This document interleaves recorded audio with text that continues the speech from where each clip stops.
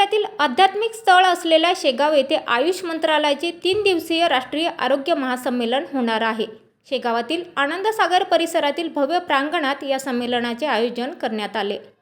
राष्ट्रपती द्रौपदी मुर्मू यांच्या हस्ते 25 फेब्रुवारी रोजी संमेलनाचे उद्घाटन होणार असून या प्रसंगी राज्याचे मुख्यमंत्री देवेंद्र फडणवीस, उपमुख्यमंत्री एकनाथ शिंदे, उपमुख्यमंत्री सुनेत्रा पवार यांची उपस्थिती राहील।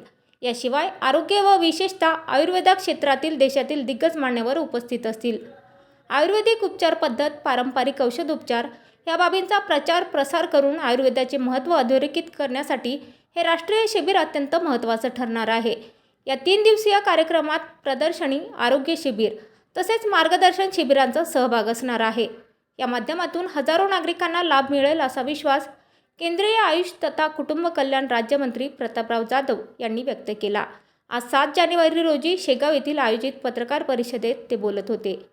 यावेळी कामगार मंत्री आकाश फुंडकर, बुलढाणा जिल्हाधिकारी किरण पाटील हे उपस्थित होते। आदरणीय आपल्या देशाच्या महामहिम राष्ट्रपती द्रौपदी मुर्मूजी शेगाव येथे जे आपलं या ठिकाणी कार्यक्रम होत आहे, राष्ट्रीय जो कार्यक्रम होत आहे 25 ते 28 फेब्रुवारी याच्या उद्घाटनाच्या निमित्तानं ते येत आहेत। त्यांच्यासोबत आपले महाराष्ट्र राज्याचे राज्यपाल येत आहेत, मुख्यमंत्री फडणवीस साहेब आणि दोन्ही उपमुख्यमंत्री शिंदे साहेब आणि सुनेत्राताई सुद्धा या कार्यक्रमाला उद्घाटनाच्या कार्यक्रमाला उपस्थित राहणार आहेत आणि आपल्या जिल्ह्यातल्या लोकांना मार्गदर्शन करणार। काय कार्यक्रम आहे?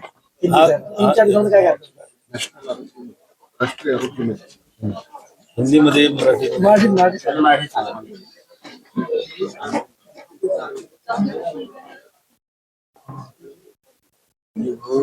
या ठिकाणी हा जो राष्ट्रीय आरोग्य मेळावा हा कार्यक्रम आपल्या शेगावला होत आहे। विशेष म्हणजे आतापर्यंत असे कार्यक्रम विशेष करून आपल्या बुलढाणा जिल्ह्यामध्ये असतील, विदर्भामध्ये असतील किंवा आपल्या परिसरामध्ये झालेले नव्हते आणि असा एक मोठा कार्यक्रम व्हावा, कारण की मी ज्या खात्याचा मंत्री आहे तर त्या माध्यमातून लोकांना सुद्धा माझ्याकडून अपेक्षा होती, कारण की आयुष मंत्रालय नवीन आहे। या नावाच्या बाबतीमध्ये सुद्धा लोकांना अजून पुरेशी माहिती नाही की नेमकं आयुष म्हणजे काय। तर आयुषचा थोडक्यामध्ये मी आपल्याला सांगतो, आयुषचं जे स्पेलिंग आहे AYUSH। ए म्हणजे आयुर्वेदा, वाय म्हणजे योगा नॅचरोपॅथी, यू म्हणजे युनानी, एस म्हणजे सिद्ध आणि एच म्हणजे होमिओपॅथी। तर हे सगळं जे आपल्या ट्रेडिशनल उपचार, पारंपरिक उपचार पद्धती मिळून हे मंत्रालय तयार झालेलं आहे आणि त्याचा एक चांगला कार्यक्रम या ठिकाणी व्हावा, लोकांना सुद्धा पारंपरिक उपचार पद्धतीचं ज्ञान व्हावं म्हणून आपण विशेष करून शेगाव सारख्या या संत गजानन महाराजांच्या वास्तव्यानं पुरीत झालेल्या या संत भूमीमध्ये आपण हा कार्यक्रम केला। अखिल भारतीय आयुर्वेद महासंघाकडून हा कार्यक्रम घेतला होता, स्वतंत्ररित्या आयुष मंत्रालयाकडून हा कार्यक्रम घेतला गेला नसता का? अरे बाबा, हा आयुष मंत्रालयाचाच कार्यक्रम आहे। या संस्था आहेत, याचं फंडिंग वगैरे जे आहे ते आयुष मंत्रालय त्या ठिकाणी करतं आणि आयुष मंत्रालय सुद्धा याच्यामध्ये इन्व्हॉल्व आहे।